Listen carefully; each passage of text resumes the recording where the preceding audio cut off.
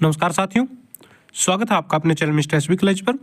जी हाँ साथियों, आइए आज के आउटसोर्सिंग कच्चे क्रम से जुड़ी कुछ खबरों को जल्दी से जान लेते हैं कहाँ से क्या खबर आई है। तो सबसे पहली खबर देख लेते हैं दोस्तों। आज यहाँ पर चंडीगढ़ से सरकार विश्वविद्यालय के अनुबंधित असिस्टेंट प्रोफेसरों के रोजगार की सुरक्षा का वादा जल्द पूरा करेगी। जी हाँ साथियों, यहाँ पर बता दें आप लोगों को, जो अनुबंधित असिस्टेंट प्रोफेसर लगे हुए हैं हरियाणा की सरकारी यूनिवर्सिटी में, साथियों इनको भी जॉब सुरक्षा मिलेगी। यहाँ पर यह आश्वासन दिया है शिक्षा मंत्री जी ने, महिपाल ढांडा जी ने। साथियों चंडीगढ़ में हरियाणा सचिवालय में दोस्तों जो अनुबंधित असिस्टेंट प्रोफेसर वो पहुंचे हुए थे ज्ञापन देने के लिए, वहां पर दोस्तों इनको ये आश्वासन दिया गया है कि सरकार ने इनसे जो वादा किया था उस वादे को जरूर निभाएगी सरकार। तो आप लोगों के लिए भी जल्द से जल्द जो है इसकी व्यवस्था कर दी जाएगी, यानी कि जॉब सुरक्षा की व्यवस्था कर दी जाएगी। तो साथियों कॉलेजों के एक्सटेंशन लेक्चरर को जॉब सुरक्षा मिल चुकी है। तो अब यहाँ पर जो अनुबंधित असिस्टेंट प्रोफेसर है जो यूनिवर्सिटीज में काम करवा रहे हैं 1500 के करीब, इनको भी जॉब सुरक्षा मिलने की पूरी उम्मीद है। आगे बढ़ते हैं, अंबाला से देख लेते हैं साथियों। यहाँ पर श्रमिकों के लिए आर्थिक सहायता योजना शुरू, 20 दिसंबर तक करें आवेदन। जी हाँ साथियों, आप लोगों को पता होगा अभी प्रदूषण की वजह से जो उद्योग धंधे बंद कर दिए थे साथियों सरकार ने, उनमें काम करने वाले श्रमिकों के लिए सरकार ने घोषणा की थी कि सरकार उनको जो है मुआवजा देगी, क्योंकि उद्योग धंधे बंद है, उनका रोजगार बंद है। तो यहाँ पर साथियों प्रति सप्ताह 2539 रुपए के हिसाब से जो पैसे मिलने हैं उसके लिए रजिस्ट्रेशन स्टार्ट हो चुका है। जो भी रजिस्टर्ड कैंडिडेट हैं वो साथियों हरियाणा लेबर डिपार्टमेंट की ऑफिशियल वेबसाइट पर साथियों जो नजदीकी सीएससी सेंटर पर जाकर अपना रजिस्ट्रेशन करवा सकते हैं 20 दिसंबर तक।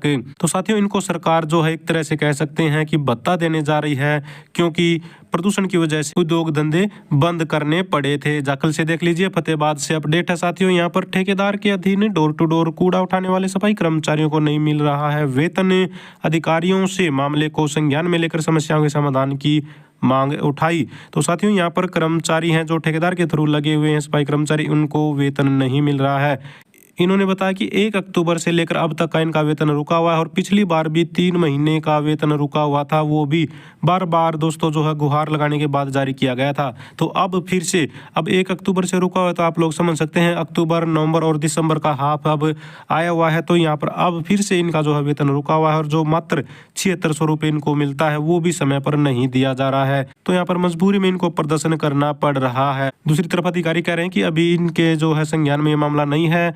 अब अगर मामला संज्ञान में आया है तो ठेकेदार को नोटिस भेजा जाएगा, उनसे जवाब लिया जाएगा। और साथियों कैथल से ले लेते हैं, यहाँ पर ढांड से अपडेट है। फील्ड स्टाफ के कर्मचारी एसडीओ की धमकियों से डरने वाले नहीं, प्रधान रवि। तो साथियों यहाँ पर ढांड में all Haryana power corporation worker union के बैनर तले कर्मचारी प्रदर्शन कर रहे हैं। 27 दिन गेट मीटिंग कर प्रदर्शन किया जा रहा है। साथियों इनकी सबसे प्रमुख मांग यही है कि जो फील्ड के कर्मचारी हैं उनको फील्ड में लगाया जाए, जिनको दफ्तरों में बिठा रखा है उनको बाहर ड्यूटी उनकी लगनी चाहिए। जी हाँ, कैथल में भी यहाँ पर आप लोग देख पाएंगे बिजली कर्मचारी ने नारेबाजी करके जताया रोष, डीसी ने समाधान के लिए मांगा समय। तो यहाँ पर भी साथियों 14 दिन से गेट मीटिंग कर रहे हैं कर्मचारी, और लगभग सेम समस्या है कि यहाँ पर कर्मचारी कह रहे हैं कि जो लाइनमैन है, जो फोरमैन है, जो दफ्तरों में बैठे हैं उनको बाहर फील्ड में लगाया जाए, क्योंकि फील्ड में कर्मचारियों की कमी है। तो डीसी साहब के पास पहुंचे हुए थे, तो सभी को बिठाकर डीसी साहब ने जो है इनकी बातचीत सुनी है, अधिकारियों की और कर्मचारियों की,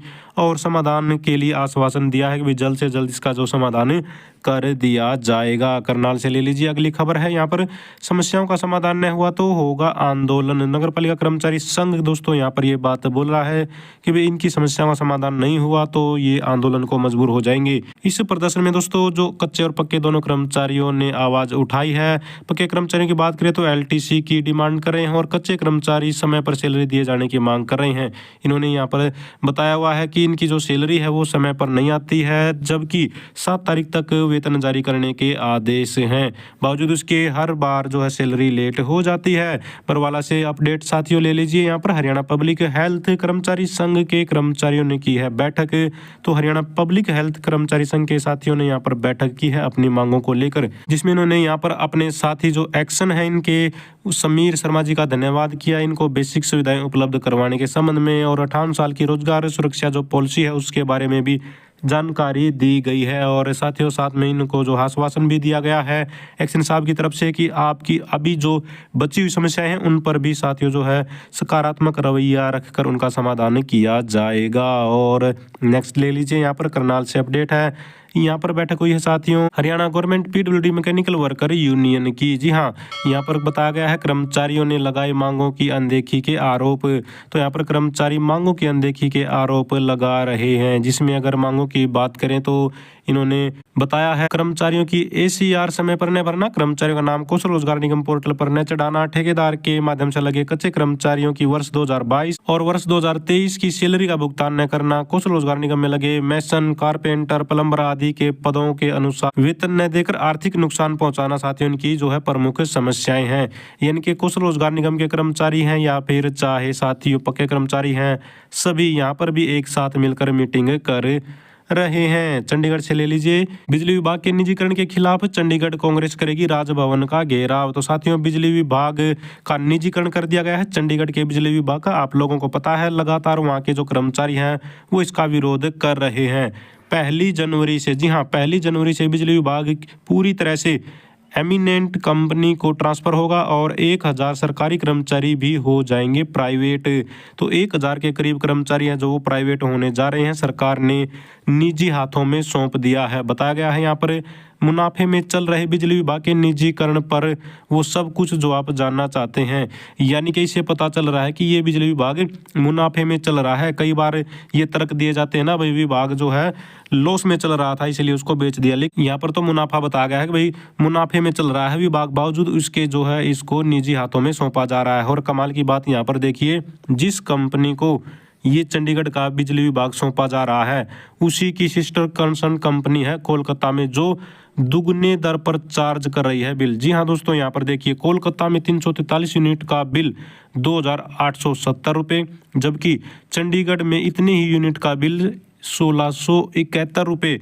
आप लोग इसे समझ सकते हैं, लगभग 1200 के करीब अंतर आ गया। यानी कि 343 यूनिट में कोलकाता में जो इसी कंपनी की सिस्टर कंपनी है कह सकते हैं भाई वो तो 2870 रुपये ले रही है। किस तरह से, यानी कि निजीकरण का नुकसान आप लोग देख रहे हैं कि 343 यूनिट पर ही 1200 रुपये का अंतर आ गया। अब ये जो बर्डन है वो किस पर पड़ेगा, जो चंडीगढ़ में रह रहे हैं, जो बिजली यूज कर रहे हैं। तो आने वाले समय में आप लोग समझ सकेंगे भाई किस तरह से जो एक आम आदमी है, एक गरीब आदमी है, उसके हाथ से बेसिक सुविधाएं भी छीनने का काम कर रही है सरकार। अब ये आप लोग यहाँ पर स्पष्ट देख पा रहे हैं, इसमें कुछ भी अलग से कहने की बात नहीं है। अब यहाँ पर देखिए निजीकरण आत्मनिर्भर भारत अभियान का हिस्सा है प्रशासन। तो चंडीगढ़ का जो प्रशासन वो क्या कह रहा है भाई निजीकरण तो जो आत्मनिर्भर अभियान है ना, भारत सरकार का आत्मनिर्भर अभियान, उसी का हिस्सा है। तो ऐसे आत्मनिर्भर अभियान का क्या करेंगे जो लोगों को जेब पर भारी पड़े, जो लोगों की मेहनत के पैसे को दोस्तों इस तरह से नोच ले भाई, उनको जो बेसिक सुविधाएं जुटाना भी मुश्किल हो जाए। 343 यूनिट पर ही 1200 रुपये का बिल बढ़ गया प्राइवेट हाथों में जाते ही, आप लोग यहाँ पर जो देख पा रहे हैं। तो सरकार आने वाले समय में जो सरकारी सुविधाएं हैं वो लग रहा है ऐसा भी कह सकते हैं अभी के हालातों को देखकर भी, जितने ये मंत्री मिनिस्टर MP MLA ना सरकारी सुविधाएं सिर्फ उनके लिए रह जाएंगी। क्यों? क्योंकि उनकी तो बिजली भी फ्री होती है, गाड़ियां भत्ते भी फ्री होते हैं और अन्य घूमने फिरने की सुविधाएं भी फ्री होती हैं। कहीं पर चले जाएं सब कुछ उनको फ्री मिलेगा, चाहे उनको कुछ भी लेना है, लोन लेना है या कुछ अन्य चीज़ें लेनी, सब चीज़ों में रियायत अगर मिलेगी तो आने वाले समय में सिर्फ और सिर्फ नेताओं और मंत्रियों के लिए ही सरकार रह जाएगी और बाकी जो आम जनता है वो अपनी बेसिक सुविधाओं के लिए ही तरसती रहेगी। इस तरह के हालात यहाँ पर पैदा होते हुए नजर आ रहे हैं। बाकी आपके अपने क्या विचार हैं कमेंट बॉक्स में जरूर शेयर कीजिएगा। तो दोस्तों ये थी सारी की सारी आज की आउटसोर्सिंग कच्चे कर्मचारी जुड़ी खबरें। अगर आप भी चाहते हैं हरियाणा में एजुकेशन से रिलेटेड कच्चे कर्मचारी जुड़ी खबरें समय पर पाना तो चैनल को जरूर सब्सक्राइब करें, वीडियो को लाइक करें, दोस्तों साथ शेयर करें। Thank you very much.